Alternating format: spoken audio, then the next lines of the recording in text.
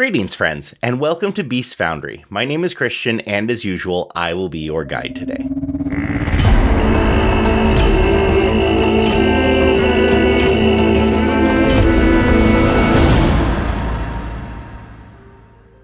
Now, for today's video, we are going to take a few steps back and go over exactly what is involved in making a character in Pathfinder 2nd Edition. Now, this video kind of came about because a friend of mine has been interested in it and wanted to know, how do I go about this? What's the best way? What's the easiest way?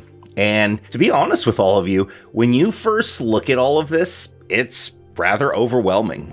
You probably know people that have been doing this for years or decades, multiple decades. So to those people, like anything, all of this has come to them naturally over time. And even though there's so much information, they're very easily able to sift through it because they learned it gradually in steps. Today, I kind of want to hopefully take some of the mysticism out of it for you and try to do my best to help make it not so overwhelming. Now, when I recommend people make characters, one of the first things I always tell them is, you want to pick a race, and, Lord of the Rings is a great example. There's elves and there's dwarves and there's hobbits in that. In D&D, they're called halflings, and there's humans, and there's other races that get introduced with new books. And, quite frankly, there's over 30 races now in Pathfinder. And there's obviously that is a huge number for you to pick from, but I highly recommend that you just stick to the core rulebook options, which you can pick up the core rulebook pretty much at any hobby store, or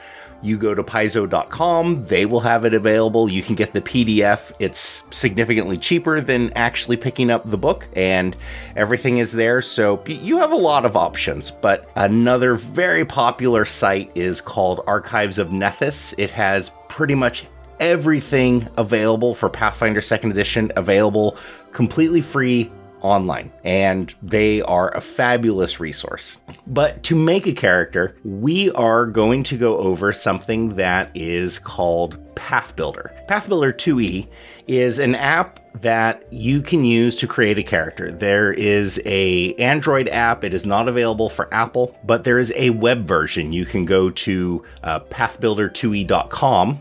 And both of these, the app and the web version, are free. There are certain features that are locked. If you like this, I highly recommend you pay for it. It's for the app, I think it's $5, and for the web version, I believe it's $8. It is a one-time purchase.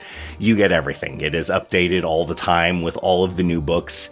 And if you have the web version, you can make your own content. You can create ancestries and magic items and all kinds of things. You can go bonkers and have fun making your own stuff. But today, we're just going to cover a little bit of the basics of getting started and help you learn gradually instead of being overwhelmed by all of these, just this huge collection of choices. So without further ado, let's take a little look at Pathbuilder, shall we? Now, with Pathbuilder, as you see over here in the top left corner, you start with what's referred to as the ABCs of Pathfinder, and that is your ancestry. So you click on here. There are the common options. Some of these here you can see are actually Beast Foundry ancestries that I have made. The Fawn and the Fomorian. I've created them and added them into my Pathbuilder, and they're available for export for people who want to play them. Then there are what are referred to as uncommon races, and as you can see, there's quite a few options here. Then there are rare races, and as you can see, there are even more options. So when you look at all of the ancestries, this is a pretty impressive list.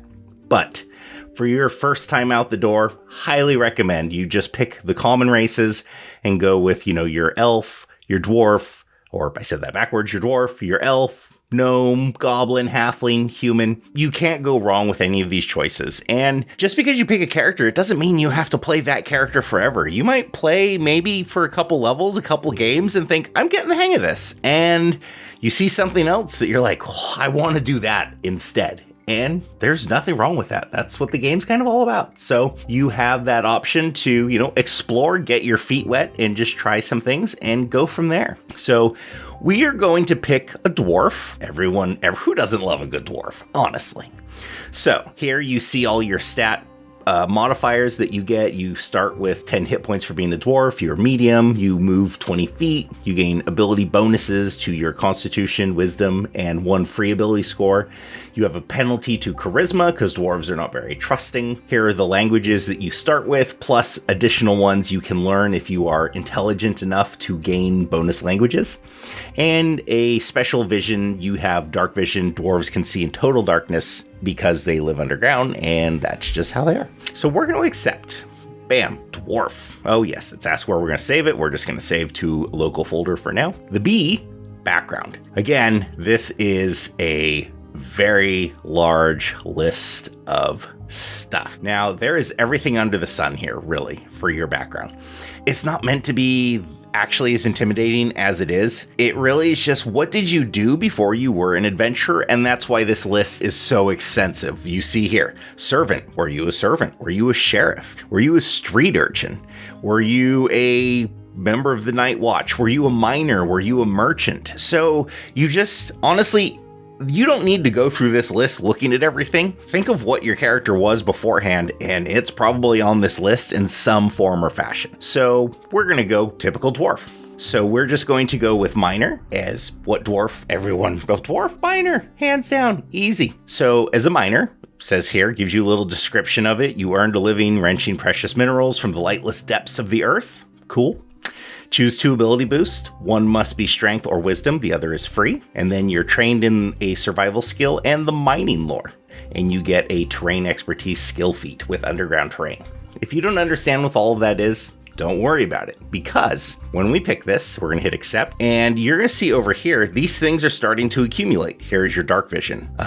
Here is your terrain expertise. And if you just click on that, it's going to give right here. It's going to tell you what that does. And if you don't understand it yet, you will pick it up. A lot of this just see, I don't know what any of this does. It's scary. And don't worry about it. There are going to be plenty of people that are happy to help you learn this. The people in this hobby, they want other people to play, and they want their friends to play. They want their family to play.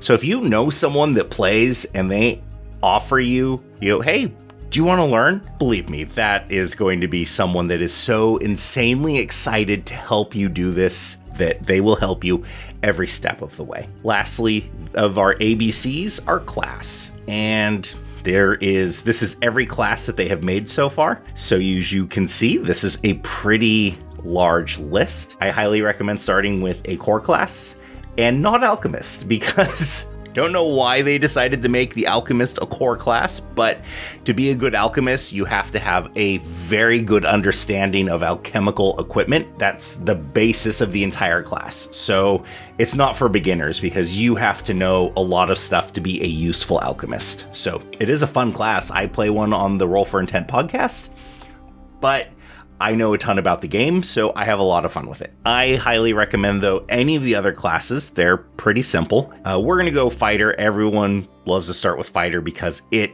is the most simple. So here, there is this big readout of all of the abilities that you get for being a fighter. Pretty self-explanatory, and all of this is going to be done for you. When you click on this, you hit accept. Everything on that list was added to your character. The next thing is, as you look down this list, you see, okay, set ability scores. It says 4. Okay, what's all that? And we look, here are our ability boosts. Strength is just the first one it sets to, and then we have constitution and wisdom, and then our penalty of charisma. So this is our free choice, and we can even pick charisma. Even though we had a penalty to it, we can choose to boost that up. But if we're dwarf fighter, totally going to go with strength. Now, our background boost for minor was strength or wisdom, so we're going to leave that with strength. It's telling us an illegal background boost because both of these say strength. They both can't be the same score. So now we can pick anything else.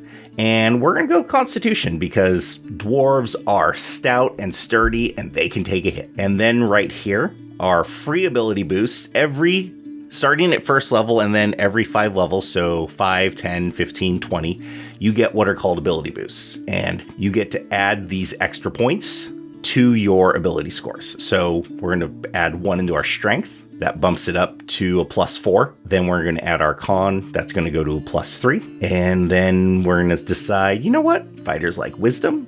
And we're going to go with intelligence. We want a little bit of agility. We're not going to worry so much about intelligence and charisma. Charisma can be good for fighters because it allows you to intimidate, but this dwarf, he was a minor. He's not worried about intimidating people, so we're just going to go from there. And now, every ancestry has what is called a heritage. From there, you can see the common heritage. The uncommon ones are actually kind of a racial mix heritage where you can be half angels or changeling, half vampire, half elementals, half demon. There's a lot of options here that you can just sort of add. And then there's even more with rare beastkin. You sort of have these lycanthrope origins where you're sort of like a werewolf type creature where you can turn into animals. And there's a lot of cool stuff, but starting with the common stuff, we're just going to go with, typical dwarves. Each one of these has some benefits. You can just read them, see which one you think you like, and go from there. For each one, it's totally a flavor perspective for your character. They all offer you a little bit of a benefit. Those benefits are not game changing. It's all about what you envision your character as and the flavor of your character. So I just went with a forged dwarf because he's a miner. Miners, they do something with that ore. So we went with forged dwarf. Forged dwarves gain a resistance to heat, so they take a little less damage from any fire attack, things like that. Now, at first level, you get a ancestry feat, and feats are special abilities that you get. There are general feats, skill feats, ancestry feats, and class feats. Now, again, I know all of that sounds like, a lot, and everything that we've already seen is a lot. So, okay, I'm getting a little nervous. Just stay calm and just go through your level 1 stuff and just look at it and one step at a time. And here we're going to go with our ancestry feat. We're going to there's a lot of stuff here. Dwarves have a lot of cool stuff. They've been around a long time, so they get a lot of cool stuff. We're just going to go with Dwarven Weapon Familiarity. It gives you some good benefits with Dwarven weapons. It gives you proficiency with weapons, too, that are a little above and beyond. So we're just going to go with that for now. Oh, you know what? We forgot to pick our skills. We can't do that. Everyone loves skills. Skill training. Here you get to pick 3 skills that you are trained in. And because of everything we've already picked so far, we gained lore in mining and survival. So I'm going to go with athletics because this dwarf is a miner. He's very physical. He's very active. So what else should we do here? You know what? I think he is, he's actually a little stealthy. He lives in the Underdark, the underground area, and there's monsters down there. So he knows how to be careful when he needs to be and just stay a little more quiet. And you know what? I'm also going to give him thievery. He is adept at picking locks. He has his chests of gold. He likes to maybe trap them to keep thieves out of them. But in so doing, he's gained a little bit of experience picking locks and being able to get into places that maybe he shouldn't be, and, stealing things and, picking things up without others noticing. He's kind of a greedy little miner dwarf. And then we have 1 class skill. And we get acrobatics or athletics. Since we already had athletics, what I'm going to do is I'm going to finish here. We're going to go back. I'm going to remove this athletics, and that's our class skill. So we're going to fly. We're going to pick our athletics from there, and then we're going to go back. And we're going to pick another skill because I forgot we get athletics for free. And that's what's so great about this program. It is why I cannot recommend it enough, because honestly, there is a lot. And it is too much for a beginner to remember. I have huge amounts of experience, and it's sometimes too much for me to remember. There are so many ancestries or races and classes that to know all of these things, no one's going to know all of them. So simple programs like this that are free and easy to use and intuitive are a godsend. They are lifesavers. They just allow you to go through, pick these things, get your character, even though you don't necessarily know what it is that you're doing, and just hit the ground running and have fun. So we have one other thing. You know what we're gonna do? We're gonna do medicine, because he might be on his own down under in the underground, and things could go wrong, and he needs to know how to patch himself up. So we're going to finish that up. There we go. All of these have checkboxes now. So now we are ready to continue. And you see, we only have one thing left as far as options for our character. So I'm going to go through and I'm just going to pick something very simple. We're going to go with power attack. A very fun little ability. It gives you extra damage, and I'm not trying to go over and explain every single one of these things to you. You can read them to see what they do, and whomever you're going to be playing with, if you need a little more help understanding them, reach out to them. They will be happy to explain it to you. So there we go. We have all of our options for our first level character. Those are filled out, but we still have a tiny bit more to do. I know you're probably like, this is already a lot. I'm freaking out. We're so close, I promise you. We're going to go to weapons, and we're going to go ahead and give ourselves a weapon. And we're a dwarf. We're going to go and look for, something we feel would be fun for a dwarf. Let's see. There are so many options.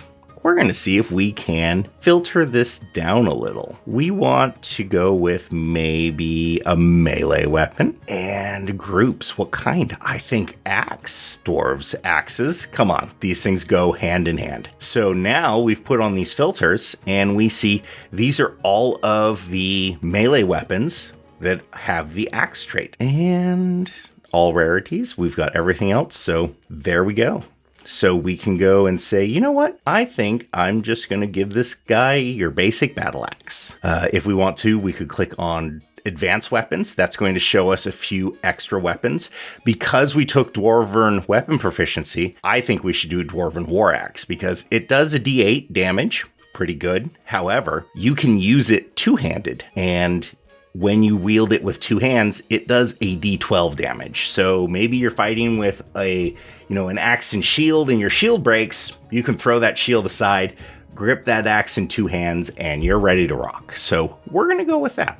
It's a fun flavor option for a dwarf. So we're just going to give this to our dwarf character right now. You could do buy if you're making your character, and it will deduct the money and do everything that needs to happen. We've got our weapon. Now we're going to go with some armor. We are going to look up.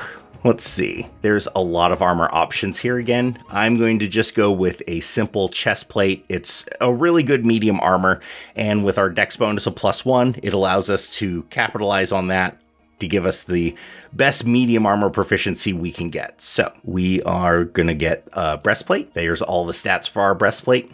We're going to go ahead and hit give. And from there, you know what? We're going to go ahead and give ourselves a shield. We're going to go with your standard steel shield. Give. And there we go. Here is our character. He has an armor class of 18. If we click on this, raises a shield, we see our armor class jumps up 2 points. Awesome. He has 23 hit points.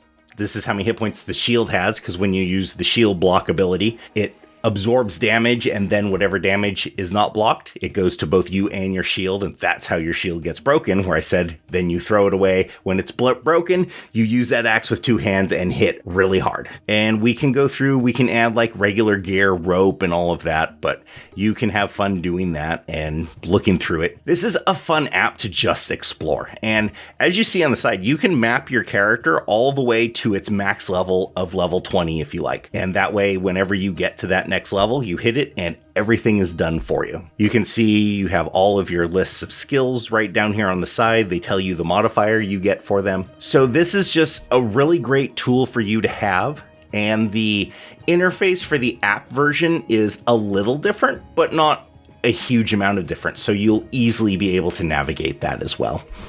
If you are a spellcaster, here as well where you would pick the spells that you know. For your first time out the door, I kind of recommend a melee character just for simplicity. It's a lot easier. Not that you can't do the spell stuff, it just takes a little bit more effort. So if it does really interest you, please don't be intimidated. Jump right in, do it, and there'll be plenty of people to help you out. It's not that big a problem. Here, if you have animal companions, if you're a summoner, there's all kinds of reasons. You have familiars, construct companions if you're an inventor. I will say the pets section is only available if you have the paid for version of either the web version or the app. And basic details of your character, and then we have a list of all the feats you've taken, and then all of the actions available to your character on his turn. This is a frightening list. Please don't look at it right now. It's more of when you know what you can do, this is a great place to go to get a description. You can just click on any of these things and it will tell you everything you need to know and how it works. So this is kind of making a character in a nutshell. This is probably not the best video on this, but I had some people ask me, how do you do it? How do you go about it? And I'm sorry, I know it was probably a little long, and to those of you still with us, you're the true heroes of this video, because I know most people probably have dropped off by now. But I hope you've enjoyed this video. Next time, we're going to be getting into some really cool stuff back onto the Beast Foundry side of things. So as always, if you've liked this, please like and subscribe. And as usual, game well, my friends.